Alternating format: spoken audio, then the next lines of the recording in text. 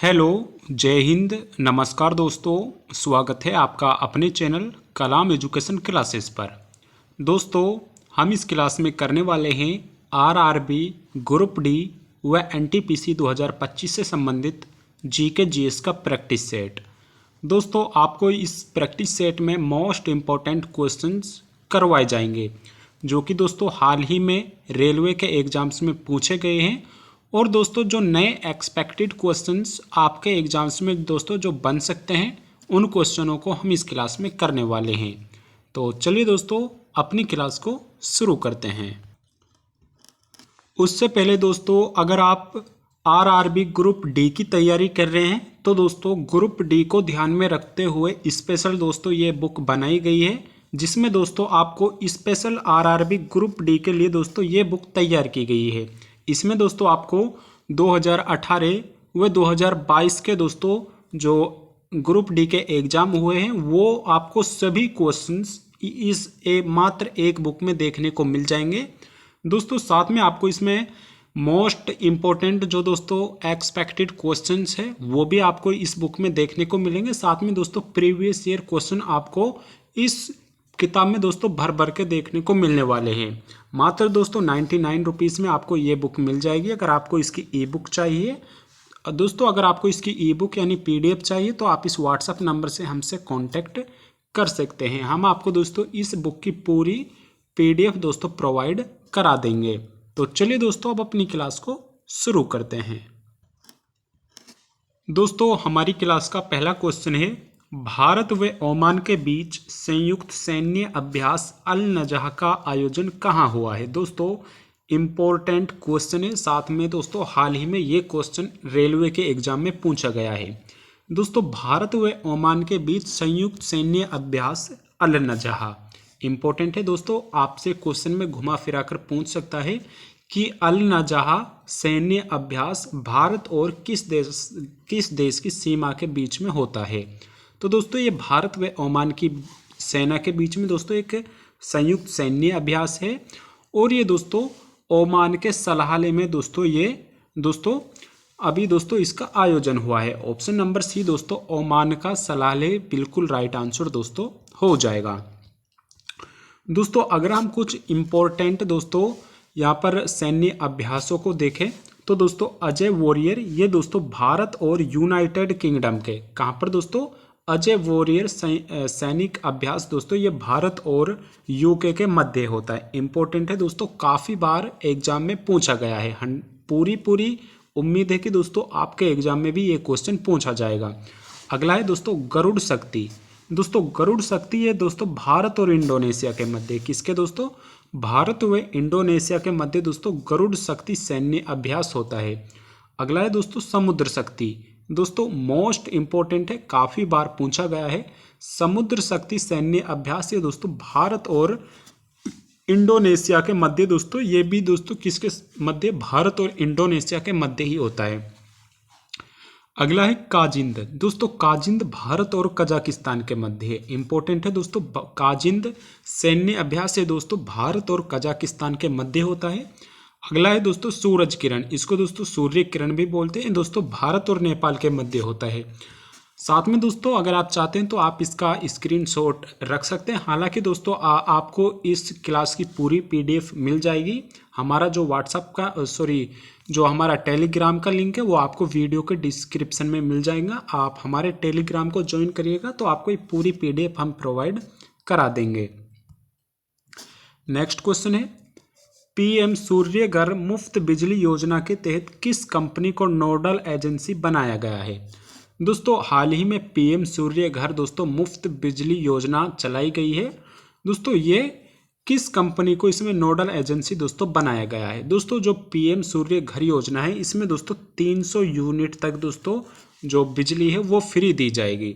और दोस्तों जो इसमें नोडल कंपनी बनाया है वो दोस्तों इसमें बनाया गया है दोस्तों, अगर हम बात करें तो इसमें राइट आंसर हो जाएगा इसका option number first REC limited. दोस्तों REC लिमिटेड कंपनी को दोस्तों इसमें नोडल एजेंसी बनाया गया है, मोस्ट इम्पोर्टेंट है।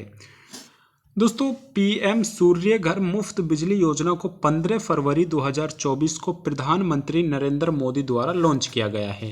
दोस्तों आपसे पूछ सकता है ये डेट 15 फरवरी 2024 से दोस्तों पीएम सूर्य घर मुफ्त बिजली योजना को दोस्तों शुरू किया गया था। नेक्स्ट क्वेश्चन है, संयुक्त राष्ट्र का 29वां वार्षिक जलवायु परिवर्तन सम्मेलन COP29 कहाँ शुरू हुआ है। दोस्तों ये क्वेश्चन तो आप ये मान लीजिए कि हर एग्जाम में पूछा जाता है और आपके एग्जाम में 100% नहीं दोस्तों 200% ये क्वेश्चन पूछा जाएगा। दोस्तों COP29 का दोस्तों जो सम्मेलन हुआ है वो कहाँ पर किया गया है। ऑप्शन है दोस्तों चाइना में, अजरबैजान में, स्विट्जरलैंड में, दोस्तों भारत में। तो दोस्तों जो COP29 का दोस्तों जो सम्मेलन किया गया है वो दोस्तों अजरबैजान के दोस्तों बाकू शहर में किया गया है। कहाँ पर दोस्तों, संयुक्त राष्ट्र का जो 29वां COP29 है वो दोस्तों अजरबैजान के बाकू शहर में किया गया है। ऑप्शन नंबर बी बिल्कुल राइट आंसर दोस्तों हो जाएगा। अगला क्वेश्चन है, राष्ट्रीय डोपिंग रोधी एजेंसी नाडा ने रेसलर बजरंग पूनिया पर कितने वर्षों का बैन लगाया है। इंपॉर्टेंट है दोस्तों, राष्ट्रीय डोपिंग एजेंसी जिसको दोस्तों नाडा बोलते हैं, क्या दोस्तों इसी को नाडा बोलते हैं, और इसकी जो फुल फॉर्म है वो हो जाएगी दोस्तों नेशनल एंटी डोपिंग एजेंसी। यानी दोस्तों ये जो हमारा दोस्तों खेल मंत्रालय है उसके अंतर्गत ये कार्य करती है। अगर किसी खिलाड़ी को यहाँ पर किसी कोई दोस्तों शक के अंदर पाया जाता है तो उस पर यह प्रतिबंध लगा सकती है। तो दोस्तों जो नाडा की स्थापना हुई थी वो दोस्तों सन 2005 में की गई थी। कहाँ पर दोस्तों, 2005 में दोस्तों राष्ट्रीय डोपिंग एजेंसी की दोस्तों स्थापना की गई थी। दोस्तों ये हमारे नेशनल स्तर पर हो गई। अगर हम वर्ल्ड स्तर पर बात करें तो दोस्तों वाडा WADA दोस्तों इसकी फुल फॉर्म हो जाएगी वर्ल्ड एंटी डोपिंग एजेंसी। दोस्तों इसकी स्थापना हुई थी 1999 में। ये भी दोस्तों इंपॉर्टेंट है आपके लिए। वाडा जो दोस्तों वर्ल्ड के लिए काम करती है उसकी स्थापना 1999 में हुई। दोस्तों नाडा जो हमारे नेशनल लेवल पर है इसकी स्थापना दोस्तों 2005 में हुई थी। दोस्तों अब बात करते हैं हम रेसलर बजरंग पूनिया की। तो दोस्तों इस पर दोस्तों 2 वर्ष का बैन लगाया गया था। ऑप्शन नंबर बी हमारा दोस्तों बिल्कुल राइट आंसर हो जाएगा। देख सकते हैं दोस्तों राष्ट्रीय डोपिंग रोधी एजेंसी नाडा की स्थापना 24 नवंबर 2005 को दोस्तों की गई थी। अगला क्वेश्चन है, बियॉन्ड द हिग्स बोसोन नामक पुस्तक के लेखक कौन है। दोस्तों पुस्तक है आपके लिए मोस्ट इंपॉर्टेंट है। एक बार पुस्तक है दोस्तों जरूर देख जाना, पुस्तक व उनसे संबंधित लेखक। दोस्तों बियॉन्ड द हिग्स बोसोन पुस्तक को दोस्तों मनिक कोटवाल द्वारा लिखा गया है। ऑप्शन नंबर बी बिल्कुल राइट आंसर हो जाएगा। अगला क्वेश्चन है दोस्तों, किस राज्य में परमवीर चक्र उद्यान का उद्घाटन किया गया है। दोस्तों इंपॉर्टेंट है, हाल ही में दोस्तों सितंबर में, कब दोस्तों, सितंबर 2024 में दोस्तों परमवीर चक्र का दोस्तों उद्घाटन किया गया है। तो ये दोस्तों तमिलनाडु में, कहाँ पर दोस्तों, तमिलनाडु के कांचीपुरम शहर में दोस्तों परमवीर चक्र उद्यान का दोस्तों उद्घाटन किया गया है। ऑप्शन नंबर सी बिल्कुल राइट आंसर दोस्तों हमारा हो जाएगा। अगला क्वेश्चन है, 18 अप्रैल को कौन सा दिवस मनाया जाता है। दोस्तों 18 अप्रैल को कौन सा इनमें से दिवस है जो मनाया जाता है। दोस्तों ऑप्शन है विश्व विरासत दिवस, विश्व लीवर दिवस, राष्ट्रीय सिविल सेवा दिवस, या दोस्तों विश्व हीमोफीलिया दिवस। तो दोस्तों जो 18 अप्रैल को मनाया जाता है वो विश्व विरासत दिवस मनाया जाता है। ऑप्शन नंबर सेकंड दोस्तों बिल्कुल राइट आंसर हो जाएगा। विश्व विरासत दिवस दोस्तों 18 अप्रैल को प्रति वर्ष दोस्तों सेलिब्रेट किया जाता है। दोस्तों अगर हम कुछ अन्य यहाँ पर दिवसों को देखें अप्रैल की, तो दोस्तों इम्पोर्टेंट है 5 अप्रैल। दोस्तों 5 अप्रैल को प्रति वर्ष राष्ट्रीय समुद्री दिवस मनाते हैं। क्या दोस्तों, राष्ट्रीय समुद्री दिवस, ये दोस्तों हम 5 अप्रैल को मनाते हैं। वहीं दोस्तों विश्व स्वास्थ्य दिवस 7 अप्रैल को, मोस्ट इम्पोर्टेंट है दोस्तों, विश्व स्वास्थ्य दिवस दोस्तों हम 7 अप्रैल को मनाते हैं। अगला है दोस्तों विश्व होम्योपैथी दिवस। तो दोस्तों विश्व होम्योपैथी दिवस ये दोस्तों हम 10 अप्रैल को मनाते हैं। वहीं दोस्तों विश्व हीमोफीलिया दिवस ये दोस्तों हम 17 अप्रैल को मनाते हैं। अगला है दोस्तों विश्व विरासत दिवस, जो कि हमसे अभी प्रश्न पूछा है। विश्व विरासत दिवस ये दोस्तों 18 अप्रैल को हम मनाते हैं। अगला है विश्व पृथ्वी दिवस। काफ़ी बार एग्जाम में पूछा गया है। 22 अप्रैल को दोस्तों हम विश्व पृथ्वी दिवस मनाते हैं। और एक है जो इम्पोर्टेंट है, राष्ट्रीय पंचायती राज दिवस, तो ये दोस्तों हम 24 अप्रैल को मनाते हैं। सभी दोस्तों मोस्ट इम्पोर्टेंट है, आपको एक बार इनको जरूर पढ़ लेना। पीडीएफ आपको दोस्तों टेलीग्राम पर मिल ही जाएगी, टेलीग्राम को ज्वाइन जरूर कर लेना। टेलीग्राम का लिंक आपको डिस्क्रिप्शन में मिल जाएगा। अगला है दोस्तों, विद्युत बल्ब का आविष्कार किसने किया था। इंपॉर्टेंट है दोस्तों, विद्युत बल्ब का आविष्कार दोस्तों किसने किया था। तो दोस्तों राइट आंसर होगा इसका थॉमस एडिसन। दोस्तों विद्युत बल्ब का आविष्कार थॉमस एल्वा एडिसन के द्वारा किया गया था। दोस्तों अब बात करते हैं हम कुछ प्रमुख दोस्तों आविष्कारों की जो इम्पोर्टेंट है आपके लिए। बिजली के बल्ब का जो इलेक्ट्रिक बल्ब का दोस्तों जो आविष्कार किया गया है वो थॉमस एडिसन के द्वारा किया गया है। क्वेश्चन में यही हमसे पूछा है। अगला है दोस्तों टेलीफोन।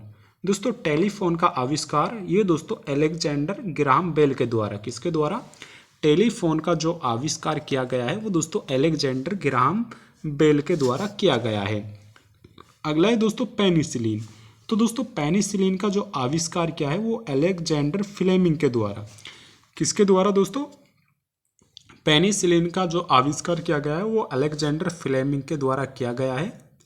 अगला है दोस्तों एक्सरे। इंपॉर्टेंट है दोस्तों, एक्सरे की जो आविष्कार किया है वो दोस्तों विल्हेम कॉनराड रोएंटजन के द्वारा किया गया है। इंपॉर्टेंट है दोस्तों, एक बार इन आविष्कारों को दोस्तों जरूर देख जाना क्योंकि इंपॉर्टेंट है। अगला क्वेश्चन है, निम्नलिखित में से कौन सा भारतीय रिजर्व बैंक की मौद्रिक नीति का एक कारक इंस्ट्रूमेंट है। दोस्तों भारतीय रिजर्व बैंक यानी दोस्तों आरबीआई दोस्तों मॉनेटरी पॉलिसी बनाती है दोस्तों। तो कौन सा एक कारक है जिसको दोस्तों ध्यान में रखा जाता है। ऑप्शन है दोस्तों सार्वजनिक ऋण, सरकारी खर्च, रेपो दर या दोस्तों कर दर। तो दोस्तों जो आरबीआई दोस्तों मॉनेटरी पॉलिसी बनाता है तो वो दोस्तों रेपो दर को ध्यान में रखते हुए दोस्तों यहाँ पर जो मौद्रिक नीति है दोस्तों उनको बनाता है। दोस्तों अगर हम बात करें मौद्रिक नीति की तो इसमें दोस्तों 6 सदस्य होते हैं। जब इसको दोस्तों बनाया जाता है तो 6 सदस्य होते हैं। और जो इनमें दोस्तों अध्यक्ष होता है वो दोस्तों आरबीआई का गवर्नर होता है। कौन दोस्तों, कई बार पूछ लिया जाता है कि जो मॉनेटरी पॉलिसी यानी दोस्तों मौद्रिक नीति का गठन किया जाता है तो उसका जो अध्यक्ष होता है वो दोस्तों आरबीआई के गवर्नर होते हैं। कई बार बच्चे यहाँ पर कंफ्यूज हो जाते हैं कि आरबीआई गवर्नर होंगे या दोस्तों वित्त मंत्री होंगे। तो दोस्तों ऐसे में हमको याद रखना है जो मौद्रिक नीति के अध्यक्ष होते हैं तो उसमें जो दोस्तों ये आरबीआई के गवर्नर होते हैं। इसलिए दोस्तों इंपॉर्टेंट है ऑप्शन नंबर 3 रेपो दर दोस्तों हमारा बिल्कुल राइट आंसर हो जाएगा। नेक्स्ट क्वेश्चन है, डुगोंग निम्न में से किस भारतीय केंद्र शासित प्रदेश का राजकीय पशु है। दोस्तों डुगोंग नामक दोस्तों किस भारतीय केंद्र शासित प्रदेश का दोस्तों ये राज्य पक्षी है। ऑप्शन है दमन और दीव का, अंडमान और निकोबार, पुडुचेरी या दोस्तों लद्दाख। तो राइट आंसर होगा दोस्तों इसका ऑप्शन नंबर 2 दोस्तों अंडमान और निकोबार। दोस्तों अगर हम बात करें दोस्तों अंडमान और निकोबार की तो दोस्तों इसकी जो नई राजधानी दोस्तों बनाई गई है वो दोस्तों विजयपुरम। कौन सी दोस्तों, विजयपुरम इसकी दोस्तों नई राजधानी बनाई गई है। वहीं दोस्तों जो अंडमान और निकोबार है दोस्तों जो विजयपुरम है इसी में दोस्तों सेल्यूलर जेल स्थित है। कौन सी दोस्तों, सेल्यूलर जेल दोस्तों इसी अंडमान और निकोबार में दोस्तों स्थित है। नेक्स्ट क्वेश्चन है, निम्नलिखित में से कौन फसलों के लिए न्यूनतम समर्थन मूल्य एमएसपी घोषित करता है। इंपॉर्टेंट है दोस्तों भारत में न्यूनतम समर्थन मूल्य एमएसपी दोस्तों घोषित कौन करता है।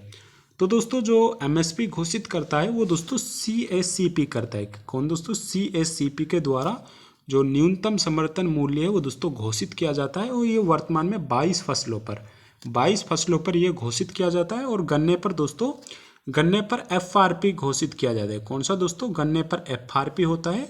और 22 फसलों पर दोस्तों ये एमएसपी दोस्तों घोषित किया जाता है। वहीं इसको जो घोषित करता है वो कृषि किसान कल्याण मंत्रालय करता है। ऑप्शन नंबर 1 बिल्कुल राइट दोस्तों हो जाएगा।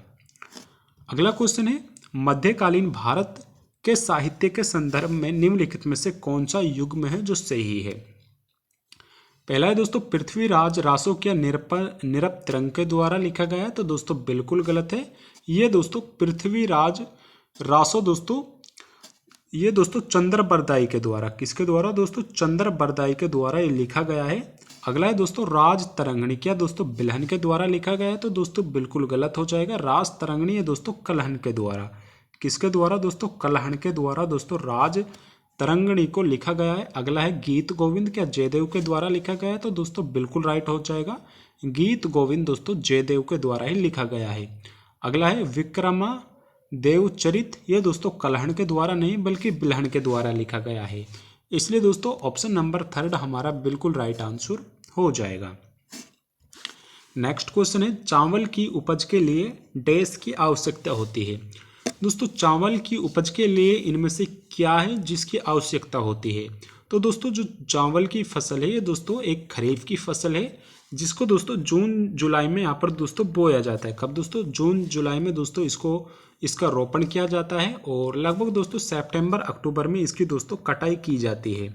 तो दोस्तों चावल की उपज के लिए उच्च तापमान चाहिए, उच्च आर्द्रता चाहिए और दोस्तों वर्षा चाहिए। ऑप्शन नंबर 4 दोस्तों बिल्कुल राइट आंसर हो जाएगा। अगला क्वेश्चन है भारत के बॉम्बे में कताई मिल के रूप में पहली कॉटन मिल किस वर्ष में स्थापित की गई थी। दोस्तों भारत के बॉम्बे में कताई मिल के रूप में पहली कॉटन मिल किस वर्ष में स्थापित की गई थी, तो ये दोस्तों 1854 में की गई थी। ऑप्शन नंबर 4 बिल्कुल राइट आंसर हो जाएगा। इससे पहले दोस्तों 1818 में दोस्तों कोलकाता में, कहाँ पर दोस्तों, कोलकाता में दोस्तों एक जो कताई की मशीन थी वो दोस्तों लगाई गई थी, लेकिन दोस्तों ये फेल हो गई थी। जो दोस्तों एक पहली सफल जो मील थी वो दोस्तों 1854 में दोस्तों बॉम्बे में लगाई गई थी। ऑप्शन नंबर 4 बिल्कुल दोस्तों हमारा राइट आंसर हो जाएगा। अगला है सिरोही राष्ट्रीय उद्यान निम्नलिखित में से किस राज्य में स्थित है। दोस्तों सिरोही या सिरोही नामक राष्ट्रीय उद्यान इनमें से दोस्तों किस राज्य में स्थित है। ऑप्शन है असम में, ओडिशा में, पश्चिम बंगाल में, दोस्तों मणिपुर में। राइट आंसर होगा ऑप्शन नंबर 4 मणिपुर। दोस्तों सिरोही नामक राष्ट्रीय उद्यान ये दोस्तों मणिपुर राज्य में स्थित है। दोस्तों पश्चिम बंगाल की करें तो दोस्तों बुक्सा राष्ट्रीय उद्यान, कौन सा दोस्तों, बुक्सा राष्ट्रीय उद्यान ये पश्चिम बंगाल में स्थित है। ओडिशा में हो जाएगा दोस्तों सिमलीपाल, कौन सा दोस्तों, सिमलीपाल नामक जो राष्ट्रीय उद्यान है वो दोस्तों ओडिशा राज्य में स्थित है। इंपॉर्टेंट है दोस्तों, आपको याद रखना है। अगला है वह नदी पीर पंजाल पर्वतमाला के समांतर उत्तर पश्चिम दिशा में बहती है और किश्तवाड़ के पास की पर्वतमाला को काटती है। दोस्तों इनमें से वो कौन सी नदी है जो किश्तवाड़ के पास की पर्वतमाला को काटती है और दोस्तों पीर पंजाल पर्वतमाला के समानांतर दोस्तों उत्तर पश्चिम दिशा में बहती है। ऑप्शन है व्यास नदी, चेनाब नदी, सतलज नदी या दोस्तों रावी नदी। तो दोस्तों राइट आंसर होगा इसका ऑप्शन नंबर 2 दोस्तों चिनाब नदी। दोस्तों चिनाब नदी इसका बिल्कुल राइट आंसर हो जाएगा। नेक्स्ट है निम्नलिखित में से कौन सी एक संघीय सरकार की विशेषता नहीं है। दोस्तों इनमें से कौन सा ऑप्शन है जिसमें दोस्तों संघीय सरकार की विशेषता नहीं है। फर्स्ट है दोस्तों संविधान की सर्वोच्चता, तो दोस्तों संवैधानिक सर्वोच्चता ये दोस्तों एक संघीय सरकार की दोस्तों विशेषता है। ऑप्शन दोस्तों ये तो हमारा बिल्कुल राइट हो जाएगा। अगला है दोस्तों लिखित संविधान, तो दोस्तों ये भी बिल्कुल राइट है, एक संघीय सरकार में दोस्तों लिखित संविधान भी होना चाहिए। अगला है दोस्तों एक सदनी विधायिका, क्या दोस्तों हमारे देश में एक सदनी विधायिका है, तो ये दोस्तों बिल्कुल गलत हो जाएगा क्योंकि दोस्तों हमारे देश में लोकसभा भी है, राज्यसभा भी है। अगर दोस्तों हम देखें राज्यों में तो दोस्तों विधान परिषद भी हो जाएगी और विधानसभा भी हो जाएगी। अगला है दोस्तों दोहरी सरकार, जी हमारे देश में बिल्कुल दोहरी सरकार है, केंद्र में अलग है दोस्तों, राज्य में अलग है। इसलिए दोस्तों ये हमारा बिल्कुल यहाँ पर गलत होता है और यही हमारे क्वेश्चन का बिल्कुल राइट आंसर हो जाएगा। ऑप्शन नंबर 3 एक सदनी विधायिका। दोस्तों हमारे देश में एक सदनी विधायिका ना होकर दोस्तों द्विसदन विधायिका है, इसलिए दोस्तों ये इंपॉर्टेंट है। नेक्स्ट क्वेश्चन है बैंकिंग संचालन का एक विशेष खंड है जो व्यक्तियों या संगठनों को पूंजी जुटाने और उन्हें वित्तीय परामर्श सेवाएं प्रदान करने में मदद करता है। दोस्तों इनमें से कौन है जो बैंकिंग संचालन का एक विशेष खंड है जो व्यक्तियों या संगठनों को पूंजी जुटाने और उन्हें वित्तीय परामर्श सेवाएं प्रदान करने में मदद करता है। ऑप्शन है निगमित वित्त, बैंक, निवेश बैंकिंग, वाणिज्यिक या दोस्तों निजी इक्विटी।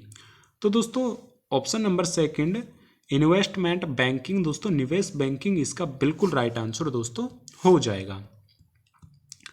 नेक्स्ट क्वेश्चन है 1845-46 ईस्वी की अवधि के दौरान निम्नलिखित में से कौन सी लड़ाई लड़ी गई थी। तो दोस्तों 1845-46 में ऑप्शन है दोस्तों प्रथम आंग्ल मराठा युद्ध या दोस्तों प्रथम आंग्ल सिख युद्ध, द्वितीय आंग्ल सिख युद्ध या दोस्तों द्वितीय आंग्ल मराठा युद्ध। तो दोस्तों ऑप्शन नंबर सेकंड प्रथम आंग्ल सिख युद्ध दोस्तों 1845-46 में लड़ा गया था।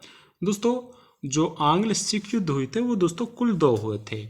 एक दोस्तों पहला 1845-46 में हुआ था और जो दोस्तों दूसरा था वो 1847-48 में दोस्तों लड़ा गया था। इसलिए दोस्तों इंपॉर्टेंट हो जाता है ऑप्शन नंबर सेकंड बिल्कुल राइट आंसर दोस्तों हो जाएगा।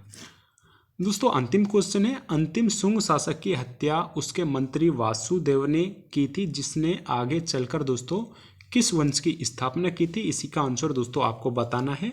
इसका आंसर दोस्तों आपको कमेंट बॉक्स में करके बताना है। अगर आपको इसका आंसर आता है तो जरूर बताइए।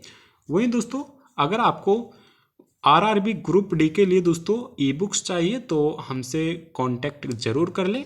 हमारा व्हाट्सएप का नंबर आपको वीडियो के डिस्क्रिप्शन में मिल जाएगा और अगर आपको क्लास की पीडीएफ चाहिए तो टेलीग्राम का लिंक आपको वीडियो के डिस्क्रिप्शन में मिल जाएगा। आपको क्लास की पीडीएफ ये वहीं पर मिल जाएगी। धन्यवाद।